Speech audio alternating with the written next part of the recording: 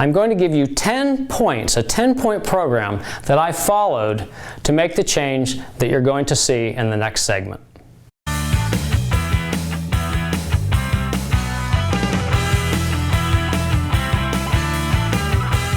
Many people think your metabolism is just your metabolism. That's not really changeable. But I have learned that through exercise, nutrition, etc., you can alter metabolism. Oftentimes people say, as you lose weight, your metabolism slows down. Now that's mainly because people count calories. And on the calorie diet, the way you lose weight is by eating less food. And if you are eating food that's processed and doesn't have a lot of nutrients, and then you cut it in half, now you have less nutrition. As the body has less nutrition, it starts to go into starvation mode, so it does slow its metabolism. And as you feed the body nutrition, your metabolism should get better over time, not slower.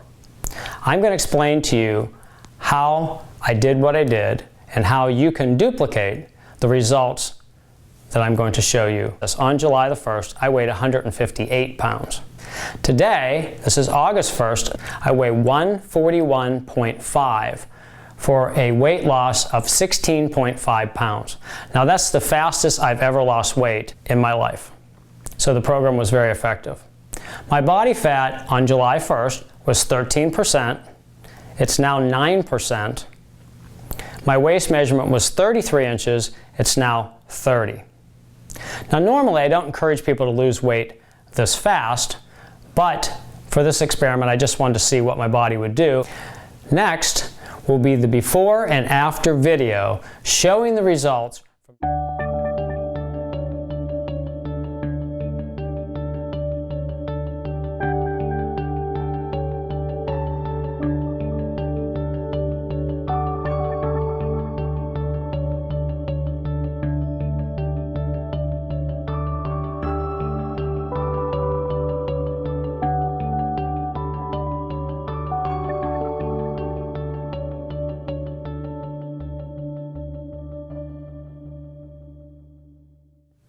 People often ask me, Jeff, how much body fat should I have? And I tell them there's two questions that you need to ask. One, do you have more body fat than is healthy? And if you do, then you need to lose it. The second question is, do you have more body fat than you want? Now, when I was competing, 30 was the highest I ever allowed my waist to get. And 27 was the waist size I had for a competition when I was, quote, ripped. Now, the amount of fat I have right now is certainly in the healthy range. But as you can see by that video, I still have some body fat. But it's really a matter of aesthetics if I want to lose that or not. There's nothing unhealthy about the amount of fat I'm currently carrying. So that's the question you want to ask yourself. Do I have more fat than is healthy? And if you do, lose it. If you have more than you want, then you just make that decision for your personal goal. Next is the 10-point program I discussed at the beginning of the video. Number one, my number one rule for fat loss is to bring your protein-carbohydrate ratio to a 1-to-1 ratio. Now in the 70s, people followed the low-carbohydrate diet. It was a high-fat, high-protein, low-carb diet.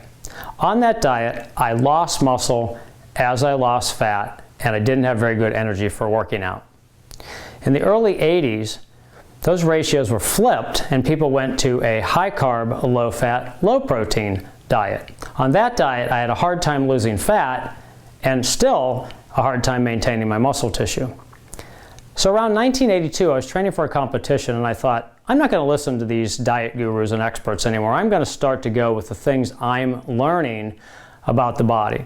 And I found that when I brought my protein-carbohydrate ratios to approximately 1-to-1, that not only did I lose fat effectively, but I added muscle at the same time and I had good energy. So that is my most effective rule for fat loss. Get your protein-carbohydrate ratios approximately 1-to-1, in which case you'll be able to maintain or build muscle, lose fat, and you'll have good energy. Number two, my number two rule for fat loss is to eat an unprocessed food diet. So during the 31 days, not only did I keep my protein-carbohydrate ratios approximately 1-to-1, but I ate no processed food. Now, I've often said the calorie theory has flaws in it, and one of the flaws is to say that all calories are equal. Well, when you process food, you increase the absorbability of the calories. So the reason unprocessed food is better for fat loss is because the calories cannot be absorbed as easily as food that's processed. Number 3, I increased my consumption of animal-based foods. While I was gaining the body fat, I wasn't eating a lot of fish, chicken, turkey, beef, eggs, those types of foods. By adding those back into my diet, I was able to support the production of anabolic hormones such as testosterone growth hormone, hormones that help you build muscle and burn fat. Additionally, flesh foods also have creatine, which helps with that same anabolic process. The animal-based foods I ate were grass-fed, free-range, no hormones, no antibiotics, because in my opinion, those are the best choices. Number 4, dietary fat. I basically tried to keep my fat at a reasonable level. My plant-based foods were very low fat, and my animal-based foods, any flesh food I ate, I trimmed the fat, got the leanest cuts possible, and I did eat whole eggs, although not a lot of whole eggs. So I basically got whatever fat naturally occurred in the foods, but I tried to make those versions of the foods as low fat as possible. Point number 5, I use no milk or milk products. Now, other than whole milk, all milk products are processed. So, of course, I was eating no processed foods, so those foods would be out. Now, as far as milk goes, it's designed to increase the weight of a baby calf rapidly. I find that when I'm drinking milk, it's harder for me to lose body fat. Now, I'm not saying you can't do it, and I'm not saying you can't use milk products and still lose body fat. I just find that when I'm trying to have maximum fat loss, I personally do better without dairy products in my diet. Point number 6, no alcohol. During the 31 days, I drank no alcohol. I did this for 2 reasons. 1, because alcohol is processed, and 2, because alcohol slows down your metabolism. Why would you consume a product that slows down your metabolism when you want maximum fat loss? I'm not saying you couldn't drink and lose body fat, but it's not the ideal. Number 7, I use no supplements during the 31 days. Now, that's not because I don't believe in supplements or because they're not good. I didn't take any supplements because people often say to me, Jeff, I can't do what all those athletes and everybody does to get in great shape. And they're always drinking all that protein and supplements. I don't want to do all that. So I just wanted to show that it's very possible to lose body fat without supplements, without fat burners or protein powders or any of that. You don't need to take any supplements to make dramatic changes in your body.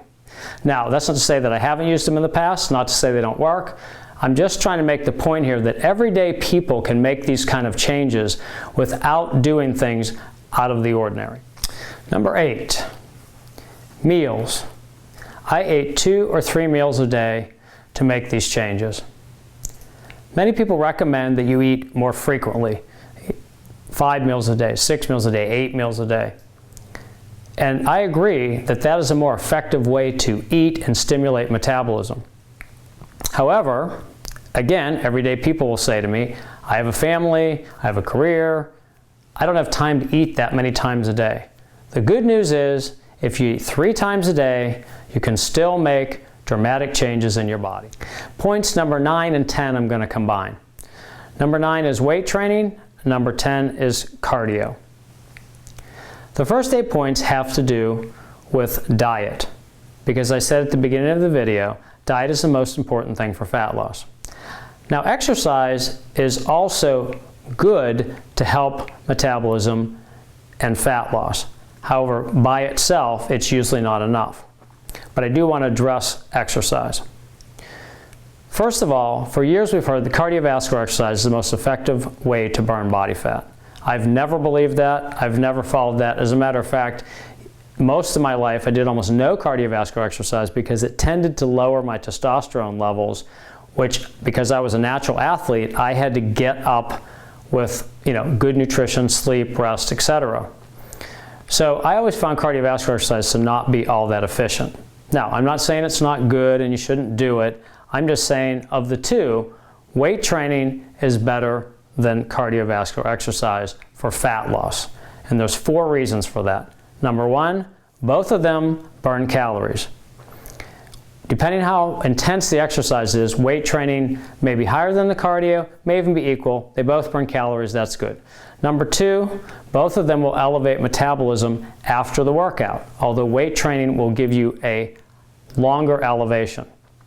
Third, weight training tends to stimulate much more anabolic hormone production. And again, raising testosterone, growth hormone, and other anabolic hormones help you build muscle and burn body fat. Fourth, weight training is much better at adding muscle tissue to your body, and if you have more muscle, your metabolism's faster. One of the reasons people's metabolism gets slower as they age is because people are losing muscle as they get older. So weight training will prevent muscle loss, keep the metabolism active because of increased muscle tissue. During this 31 days, I did absolutely no cardiovascular exercise. I only did weight training, and my average workout, I added all the days up and divided it out, was 14.5 minutes per workout. Now, the reason I tell you that is because another thing that everyday people tell me is, I don't have time to exercise. I would be in better shape. I'd be lean. I'd look great if I had time to work out. Well, I worked out 14.5 minutes a day with weights. So that pretty much blows out of the water people's excuses about not having time to exercise. In summary, fat loss, exercise versus diet. Remember, exercise makes you fit. Nutrition makes you lean. Diet is the most important ingredient for fat loss. Exercise can support the process, but it's not usually enough by itself. If you really want to make dramatic changes in your body, follow the 10-point program I've just outlined. I'm Jeff Rowley for Fitness Innovations.